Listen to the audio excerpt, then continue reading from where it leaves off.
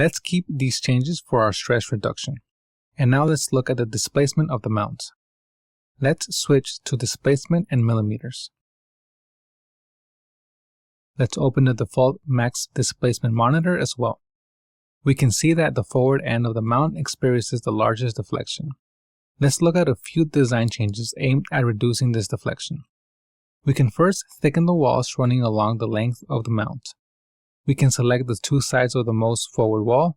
We can then use the Power Select tool and select all coincident faces to select all remaining wall faces. Now, let's pull these faces out by 3 millimeters. The results will start to auto-update, and once complete, the second design point will appear in the monitor. We can see the displacement has improved. And let's save a scene as Displace Thicken Multiple Walls.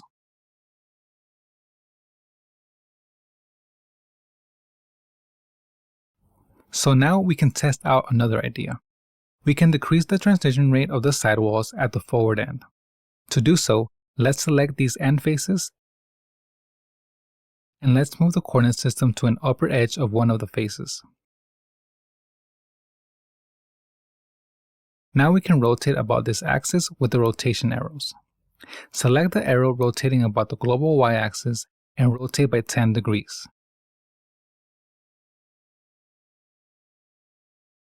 We can now increase the height of this front wall. Activate the pull tool and click on the upper face. And also double click on the surrounding edges to keep the shape of the rectangle. Pull by 40 millimeters. And let's save a scene as Displace Forward Transition. Throughout this, we can see all the different variations on the displacement monitor and evaluate the effectiveness of the changes.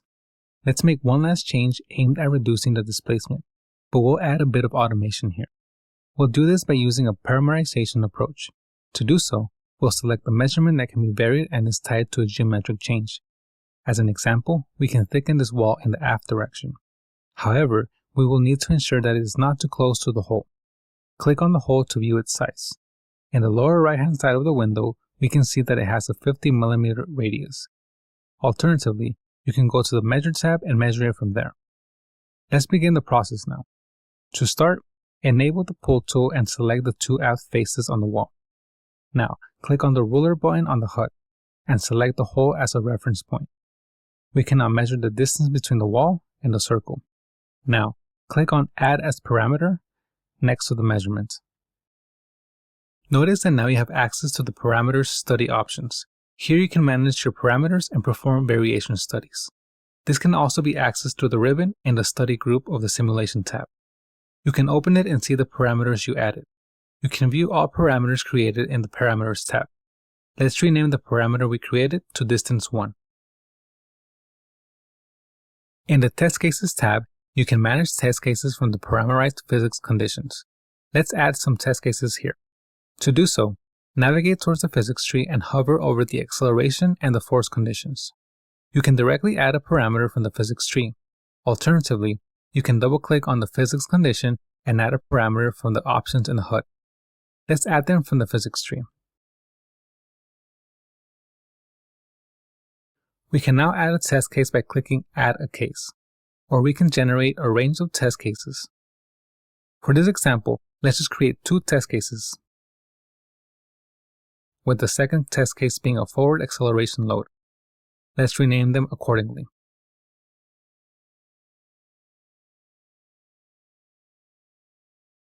Now, on the Variations tab, you will be able to create various design variations based on both the geometric parameters and the load cases created. Similar to the previous tab, you can create individual variations or a range.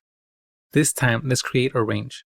To do so, click here, and we'll be prompted with inputs to create our range of variations.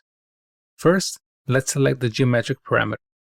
Next, let's assign the range. Recall that our starting distance is the original distance, and we must not get too close to the 50 millimeter hole.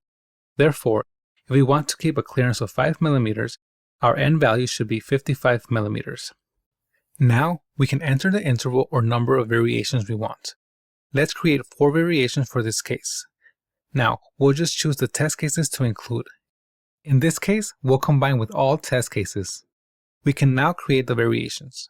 From here, we can switch to different variations on our 3D body by selecting individual variations and clicking the Set as Current button. Note that if the solver is running, the solution will begin to update. To navigate through various variations without solving, simply pause the solver. Now, you can either update the solutions of individual variations, or you can update solutions of all created variations through the Update options. Let's update all and speed up to all the variations solved.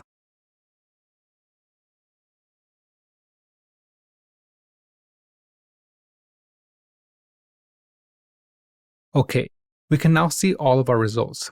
Before sorting through the results, let's capture the final design variation, and let's save a scene as Final Parameter Study. Note that only results for monitors are reported. We can see different solutions in the monitors, which will be stacked in one design step. You can see which variation each point belongs to by hovering over it. We can also view these results from the Variations chart, which can be accessed through the Variations tab in the Parameter Study pop-up. Let's click on the Show Variations Chart button. We can now see the variations with our choice of axes. You can hover over variation points to show additional details. We can see both on the Variations chart and on the monitor that increasing the thickness of this wall reduced the displacement.